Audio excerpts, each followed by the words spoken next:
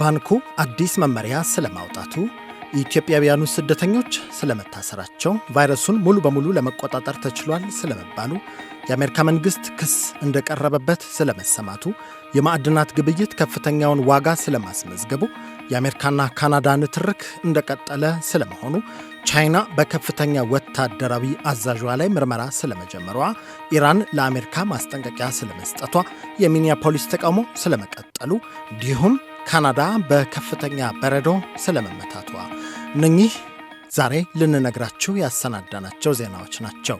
ሰላም ጤና ይስጥልን የተከበራችሁ የብርሃን ቲቪ ተከታዮች፣ ዜናና ዝግጅቶቻችን በፍጥነት እንዲደርሷችሁ ገጻችንን ሰብስክራይብ አድርጋችሁ የማንቂያ ደውሉን እንድታበሩና ላይክ፣ ሼር፣ ኮሜንት በማድረግ አብራችሁ እንድትሆኑ በአክብሮት እንጋብዛለን። አሁን ወደ ዜናዎቹ እናልፋለን። ብሔራዊ ባንክ አዲስ መመሪያ አውጥቷል።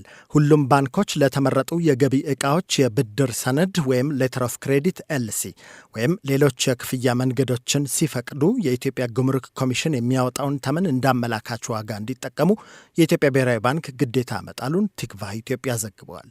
በሐምሌ 2016 ተግባራዊ በተደረገው የውጭ ምንዛሬ መመሪያ የሀገሪቱ የውጭ ምንዛሬ ተመን በገበያ እንዲወሰን መደረጉን ተከትሎ ቀደም ሲል የነበረው ዝቅተኛ የገቢ ዕቃዎች ዋጋ መመሪያ ተሰርዞ የገቢ ዕቃዎችን ዋጋ ትክክለኛነት የማረጋገጥ ኃላፊነት ለባንኮች ተሰጥቶ ነበር። በተደረገው ክትትል ባንኮች ለብድር ሰነድ የሚጠቀሙበት ዋጋ ከጉምሩክ ኮሚሽን የማጣቀሻ ዋጋዎች ጋር ሲነጻጸር ከፍተኛ ልዩነት እንዳለው ካረጋገጠ በኋላ ውሳኔውን እንዳስተላለፈ የጠቀሰው ባንኩ በባንክ ስርዓቱና በጉምሩክ ኮሚሽን መካከል ያለውን የዋጋ ልዩነት ለማስወገድና የውጭ ምንዛሬ መረጃዎችን ትክክለኛነት ለማረጋገጥ እንደሚረዳ ጠቁሟል።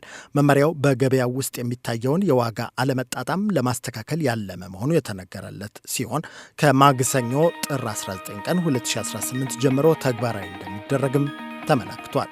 ኢትዮጵያውያኑ ስደተኞች መታሰራቸው ተሰምቷል። በዛምቢያ ምስራቃዊ ክፍል በምትገኘው ኒምባ ግዛት በህገወጥ መንገድ ድንበር አቋርጧል የተባሉ 30 ኢትዮጵያውያን በትላንትናው ዕለት በቁጥጥር ስር መዋላቸው ተነግሯል። ቦይድ ፌሪ በሚል ስም የሚጠራውና በሲፓታ ከተማ ይኖራል የተባለው ግለሰብ በሚያሽከራክረው ንብረትነቱ የአልታፍ የግል ሆስፒታል የሆነ አምቡላንስ የመኪና ቁጥር BAT 3037 ውስጥ ተሳፍረው ድንበር ሊያቋርጡ ነበር የተባሉት ኢትዮጵያውያን በቁጥጥር ስር መዋላቸውን ያስታወቁ የግዛቲቱ ፖሊስ ኮማንደር ሮበርትሰን ሙይምባ የአምቡላንሱ ሾፌር ከ45 ዓመት ዕድሜ ባልደረባው ሲያሙኬንጌ ቺኬማ ከተባለው አሽከርካሪ ጋር በመተባበር ኢትዮጵያውያኑን ወደ ዛምቢያ ለማስገባት ከተለያዩ ቦታዎች እንደሰበሰቡ አመልክተዋል።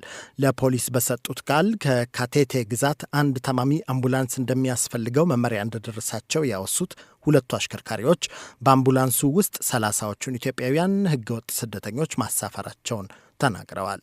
የማርበርግ ቫይረስን ሙሉ በሙሉ ለመቆጣጠር ተችሏል ተብሏል። ወረርሽኙ ለመጀመሪያ ጊዜ መከሰቱ በይፋ ከተነገረበት ከህዳር 5 ቀን 2018 ጀምሮ በሽታውን ለመከላከልና ለመቆጣጠር ሰፊ ስራ ሲከናወን መቆየቱን የጤና ሚኒስቴር ከኢትዮጵያ ህብረተሰብ ጤና ኢንስቲትዩት ጋር በመሆን አመልክተዋል።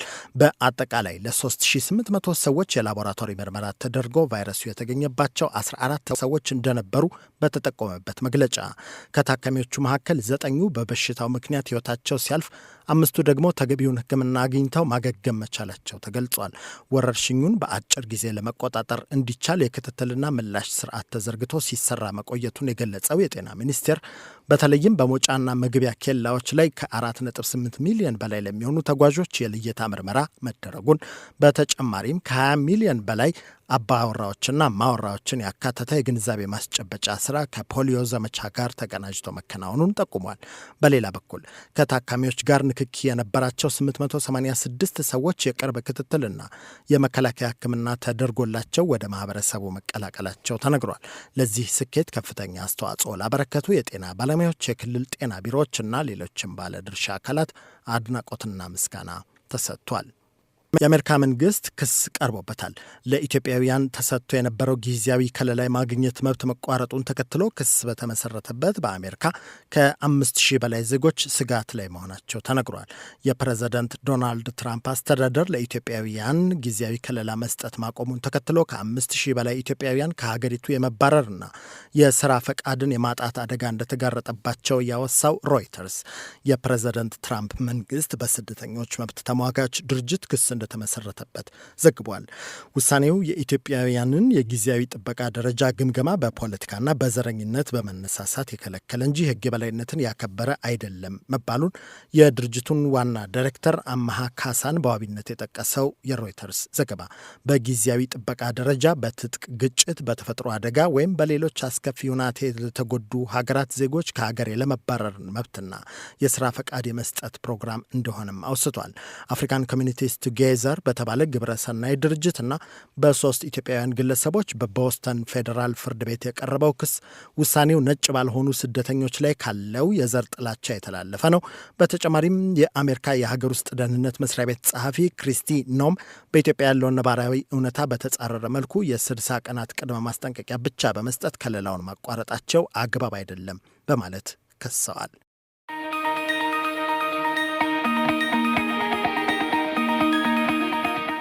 የማዕድናት ግብይት ከፍተኛ ዋጋ ማስመዝገቡ ተነግሯል። ዛሬ ሰኞ ማለዳ የወርቅና የብር ዋጋ በከፍተኛ ሁናቴ ጭማሪ ማሳየቱን የተነገረው። በዚህም መሰረት የአንድ ወቄት ወርቅ ዋጋ $5100 በላይ እንዲሁም የአንድ ወቄት ብር ዋጋ $109 በላይ በመሆን ከፍተኛውን ተመን ማስመዝገቡ ተጠቅሷል። በኒውዮርክ ገበያ የዋለው የሚያዝያ ወር የወርቅ ግብይት ካለፈው ዓመት ተመሳሳይ ወቅት ጋር ሲነጻጸር በ1.82 በመቶ ወይም በ91.30 ዶላር ጭማሪ አሳይቶ አንድ ወቄት ወርቅ በ5109.71 ዶላር እየተገበያየ እንደነበርም የስፑትኒክ ዘገባ አመልክቷል። በተመሳሳይ በ6.49 በመቶ ጭማሪ የታየበት የመጋቢት ወር የብር ግብይት በአሁኑ ወቅት በአንድ ወቄት 107.92 ዶላር እየተገበያየ እንደሆነና ቀደም ብሎም በ109.32 ዶላር በመድረስ አዲስ ከፍተኛ ዋጋ ማስመዝገቡ ታውቋል። ፕላቲኒየም ማዕድን እንዲሁም በአንድ ወቄት $2897 ዶላር በመሆን የምንጊዜውም ከፍተኛ ዋጋው ላይ መድረሱ ተጠቅሷል። የአሜሪካና ካናዳ ንትርክ እንደቀጠለ ነው። የካናዳው ጠቅላይ ሚኒስትር ማርክ ካርኔ ወደ ቻይና መጠጋት ያላስደሰታቸው የአሜሪካው ፕሬዝደንት ዶናልድ ትራምፕ ሁኔታው በአንድ ወቅት ታላቅ የነበረችው ካናዳን ወደ መናኛነት ያወርዳታል ብለዋል። ፕሬዝደንት ትራምፕ አክለውም ኦታዋና ቤይዥንግ የንግድ ስምምነት ከፈጸሙ ከካናዳ ወደ አሜሪካ በሚገቡ ዕቃዎች ላይ የ100 በመቶ ቀረጥ እንደሚጥሉ መዛታቸውን ተከትሎ የካናዳው ጠቅላይ ሚኒስትር ማርክ ካርኔ በሰጡት መግለጫ ሀገራቸው ከቻይና ጋር የፈጸመችው ስምምነት በጥቂት ዘርፎች ላይ የቀረጥ ቅነሳ ማድረግን እንጂ ነጻ የንግድ ስምምነትን የተመለከተ እንዳልሆነ አስታውቀዋል። በትሩዚዮል መገናኛ ገጻቸው ቻይና በአንድ ወቅት ታላቅ የነበረችው ካናዳን እየተቆጣጠረች ነው፣ የቀራት የበረዶ ሆኪ ስፖርት ብቻ ነው ያሉት ፕሬዝደንት ትራምፕ የቻይና ስምምነት ለካናዳ አደገኛ ነው፣ ይህ ሲከሰት ማየት ያሳዝናል ብለዋል። አክለውም ካናዳ ስትበለጽግ እኔ በበኩሌ ማየት ፈልጋለሁ፣ መሪዎቿ ግን በታሪክ ውስጥ ከታዩት እጅግ በጣም መጥፎ ስምምነቶች ውስጥ አንዱን ፈርመዋል ሲሉም ጽፈዋል። ካናዳ አስቀድማ ከአሜሪካና ሜክሲኮ ጋር በፈረመችው የነጻ ንግድ ስምምነት አስቀድማ ሳታሳውቅ ከሌላ ሀገር ጋር መሰል ውል እንደማትፈጽም ቃል መግባቷን ያወሱት ጠቅላይ ሚኒስትር ካርኔ አሁንም ቢሆን ከቻይናም ሆነ ከሌላ ሀገር ጋር ይህን ለማድረግ ፍላጎት የለንም ብለዋል። ባለፉት 2 ዓመታት ከነበሩ አንዳንድ ጉዳዮች ማስተካከልን በተመለከተ ስምምነት ብቻ ነው የፈረምነው ሲሉም ነው ያስረዱት። ካናዳ እንደ አውሮፓውያን አቆጣጠር በ2024 የአሜሪካን ፈለግ በመከተል ከቤይዥንግ በሚመጡ የኤሌክትሪክ ተሽከርካሪዎች ላይ 100 በመቶ ቀረጥ፣ በብረትና በአልሙኒየም ላይ 25 በመቶ ቀረጥ ስትጥል፣ ቻይናም በበኩሏ በካናዳ ነዳጅና ምግብ ላይ 100 በመቶ ቀረጥ፣ በአሳማና በባህር ምግቦች ላይ 25 በመቶ ቀረጥ ጥላ ነበር። ይሁን እንጂ ከሰሞኑ ቻይናን የጎበኙት የካናዳው ጠቅላይ ሚኒስትር ካርኔ አስቀድሞ የተጣለው ቀረጥ መነሳቱን ይፋ አድርገዋል። በአሁኑ ወቅት 49 ሺህ የቻይና ኤሌክትሪክ ተሽከርካሪዎች ወደ ካናዳ እንደሚገቡ የጠቀሱት ጠቅላይ ሚኒስትር ካርኔ ይህ ቁጥር በቀጣይ 5 ዓመታት ወደ 70 ሺህ ያድጋል ተብሎ እንደሚጠበቅ አስረድተዋል። ቻይና ምርቶቿን ወደ አሜሪካ ለማስገባት ስትል ካናዳን እንደ ወደብ እየተጠቀመች ነው፣ አሜሪካ ይህ እንዲሆን መፍቀድ አትችልም በሚል የሚወቅሱት የአሜሪካ ግምጃ ቤት ጸሐፊ ስኮት ቤሴንት ካናዳ፣ ሜክሲኮና አሜሪካ ከዓመታት በፊት የደረሱትን ስምምነት በማውሳት በመጪው ክረምት ይህንኑ ውል የማደስ እቅድ አስቀድሞ ቢያዝም የካናዳው ጠቅላይ ሚኒስትር ካርኔ እየሄዱ ያለበት መንገድ ግልጽ አይደለም ብለዋል። ቻይና በከፍተኛ ወታደራዊ አዛዧ ላይ ምርመራ ጀምራለች። በቻይና ጦር ሰራዊት ከፍተኛ ጄኔራሉ የዲሲፕሊን እና የሕግ ጥሰት ፈጽመዋል በሚል ክስ እንደተከፈተባቸው ተሰምቷል።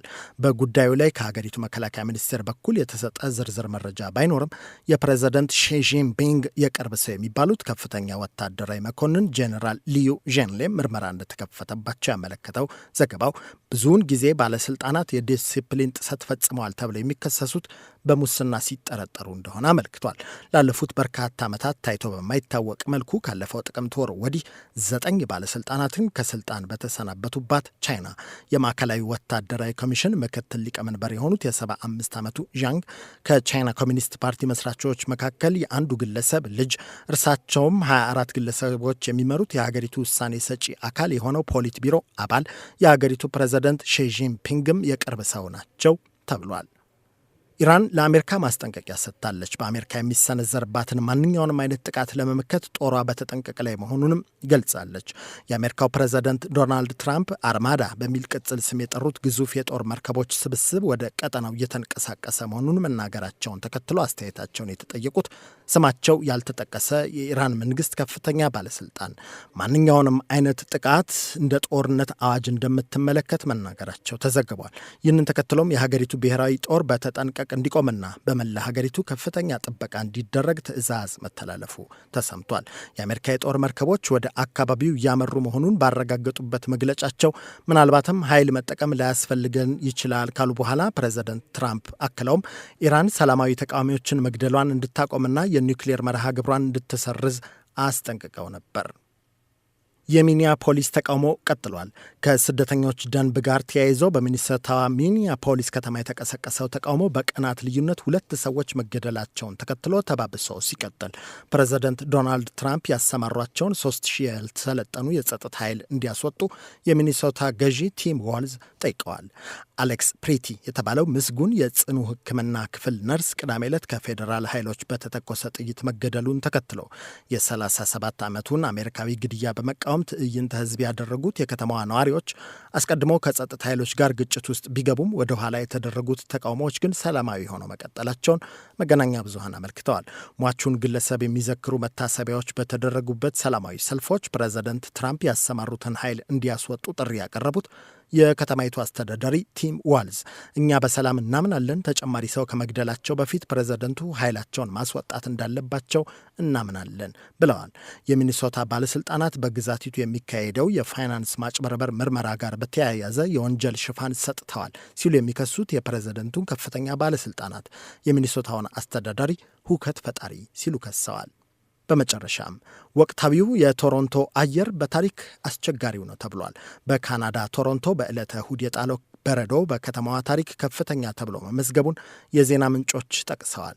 በከተማይቱ አንዳንድ አካባቢዎች እስከ 60 ሴንቲሜትር የሚደርስ በረዶ መዝነቡን ያመለከተው ዘገባው ይህ ከ1937 ወዲህ በቶሮንቶ የታየ ከፍተኛው የበረዶ መጠን መሆኑን አመልክቷል። በዚሁ ምክንያትም በርካታ በረራዎች ሲሰረዙ፣ አውቶቡሶችና ባቡሮችም ጉዟቸው እንዲስተጓጎልና እንዲዘገይ መገደዳቸውን አስታውቋል። የበረዶው ማዕበል ቢያልፍም አሁን ያለው ቅዝቃዜ ከነነፋሱ ሲታሰብ እስከ ከዜሮ በታች 25 ዲግሪ ሴልሺየስ እንደሚደርስ ያመለከተው የዜናው ምንጭ በዚህም ሳቢያ በቶሮንቶና አካባቢው ያሉ ትምህርት ቤቶች በሙሉ ዝግ መሆናቸውን ጠቁመዋል። ከዚህ ጋር ተያይዞ መንገዶች ባለመጠረጋቸው ነዋሪዎች የበረዶ ክምችት ከበድ ያለ ስለሆነ በረዶ በሚጠርጉበት ወቅት ለልብ ሕመም እንዳይጋለጡ በየመሃሉ እረፍት እንዲያደርጉ፣ አስገዳጅ ካልሆነ በስተቀር መኪና እንዳያሽከረክሩ፣ በተጨማሪም አደገኛውን ቅዝቃዜ ለመቋቋም በአግባቡ ልብሳቸውን እንዲለብሱ ተመክረዋል።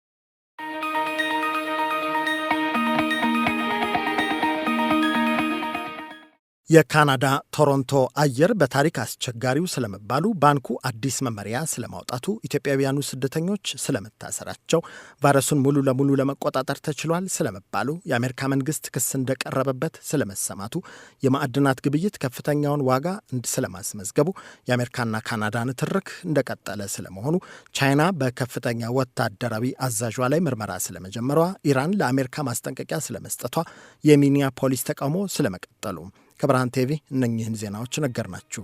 ዜናና ዝግጅቶቻችን በፍጥነት እንዲደርሷችሁ ገጻችንን ሰብስክራይብ አድርጋችሁ የማንቂያ ደውሉን እንድታበሩና ላይክ፣ ሼር፣ ኮሜንት በማድረግ አብራችሁ እንድትሆኑ በአክብሮት እንጋብዛለን። ጤና ይስጥልን።